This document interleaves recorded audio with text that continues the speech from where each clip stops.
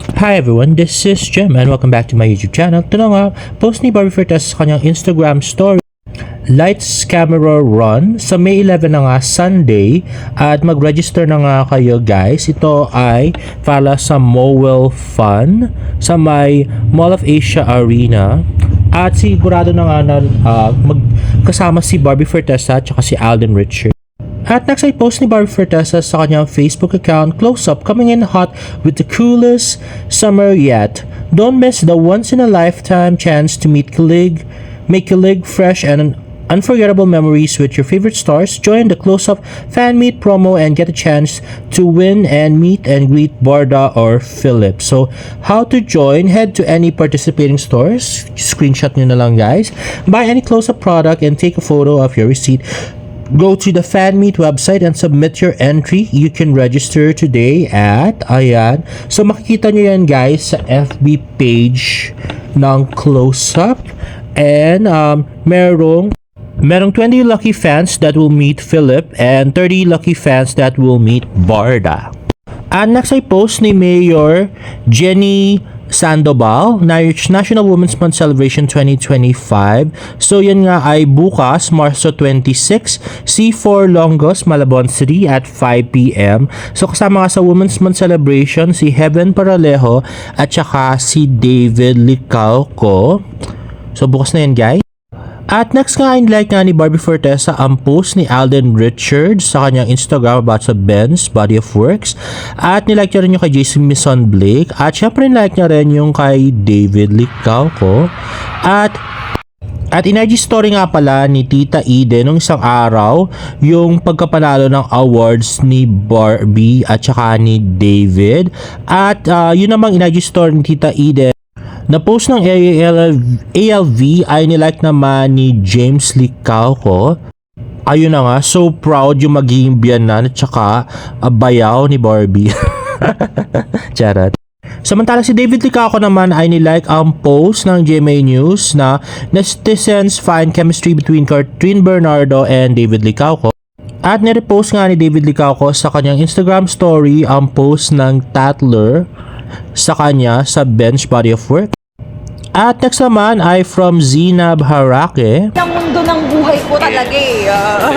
Artista side. Ay, artista side. Sana, Nag-uusapan niya namin, nagkaroon ako ng pressure sa buhay ng mga nakapasok-pasok. Kinakabahan talaga ako. Grabe naman yun! Kamusta?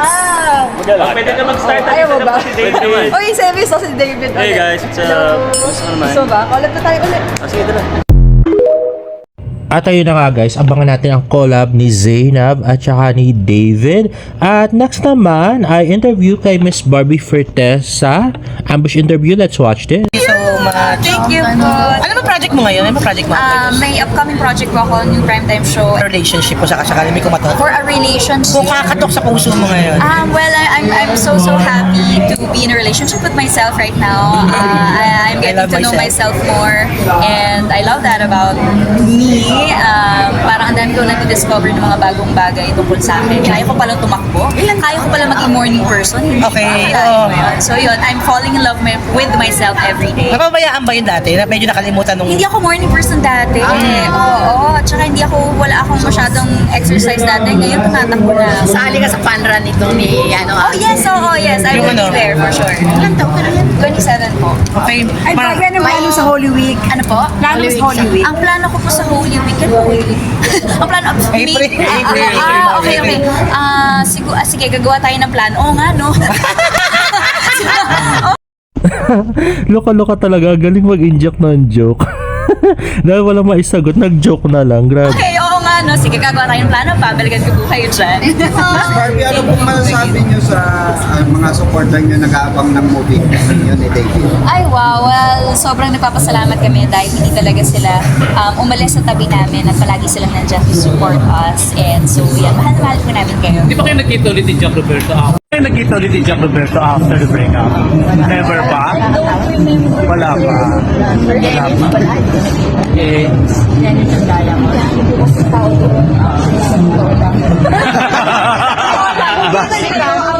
Basta magkita kayo, ha? Babatiin mo na lang. Of course, alam mo naman kahit So, walang sama na loob, walang tampo, wala naman.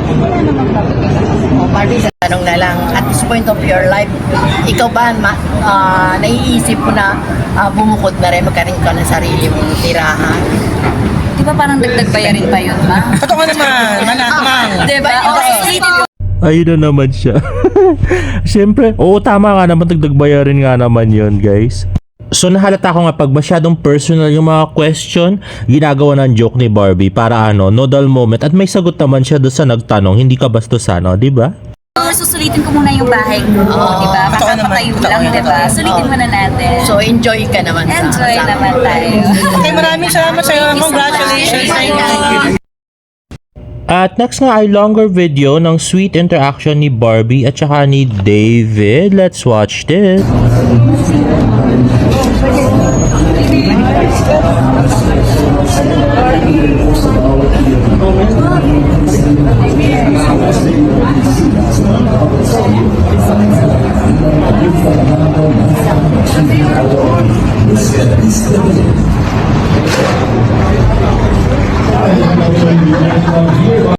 So sabi nga nila Tingy, parang pinapauna na ni Barbie si David na umuwi para hindi ma-ambush interview. Pero sabi nga ni May, parang hindi naman daw ganun yung yung president ng Barbie natin. So hindi na natin ituloy alam kung ano talaga yung nangyari dito, guys.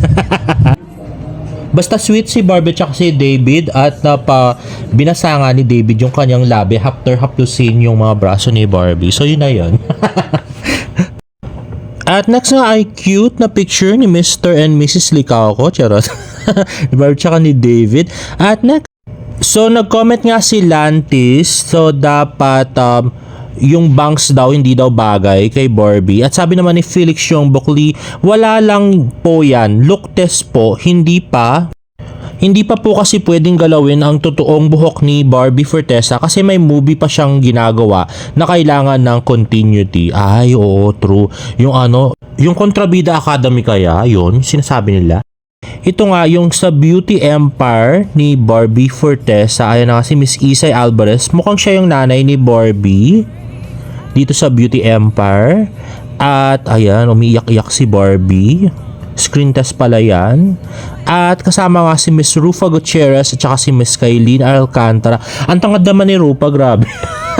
Ang liit tuloy ng dalawa. At si Miss Rufa, sana siya yung nanay ni David dito, no? Para maganda. Anyway, next nga ay post ni David Licauco sa kanyang Instagram story at post ni Kenzie, nasa Molito Alabang Sobra Cafe nga siya. At yan, ito ngang black shoes na to ang paboritong sinusuot ni David lately. At yan ang napaka-cute na pambansang Ginoo. At next naman ay post ni Chef Mike. Ayan na nga si Kenzie. At saka ayan si David. Nasa Sobra Cafe Molito sila. At dahil nga ganado ako tonight, guys, magkuwento ako sa inyo ng Barda Chismis. Eto na nga, guys. So nag-search sila ng That Kind of Love sa South Korea. So nagpunta nga sila lahat sa bar. Parang, ewan ko, tapos na yata yung yung shoot nila or something for that day. Tapos, nag-bar sila. Tapos, sumama si Barbie. Kasi nga naglilibot-libot, gano'n, nag-bar. Tapos, ang nangyari syempre nga very cute si Barbie, di ba? Lumapit daw yung mga Koreano. Meron daw isang Koreano na gustong bilhan ng drinks si Barbie Fortesa. Diniskartihan na. Tapos, yung isa naman daw, gusto siyang isayaw. Grabe. Ang haba ng hair ni Barbie, di ba? Tapos daw, ito daw nangyari. Nagko-Korean pa raw yung dalawang guys kasi akala nila Koreana si Barbie.